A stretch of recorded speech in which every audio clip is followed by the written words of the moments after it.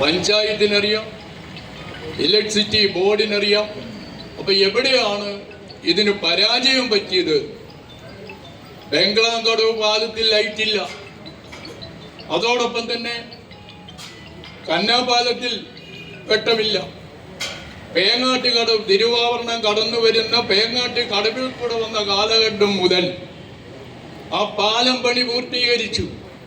എന്നിട്ടും ആ പാലത്തിൽ ശബരിമല സീസണിൽ വൈദ്യുതി കൊടുക്കത്തില്ല എന്ന് പറയുന്ന എന്തിൻ്റെ ന്യായമാണെന്ന് എനിക്ക് മനസ്സിലാകുന്നു. ഞാൻ കഴിഞ്ഞ ദിവസം പഞ്ചായത്ത് സെക്രട്ടറിയുമായിട്ട് ബന്ധപ്പെട്ടു. പക്ഷെ അദ്ദേഹം പറയുന്നത് ഇത് KSEBയുടെ അനാസ്ഥയാണ്.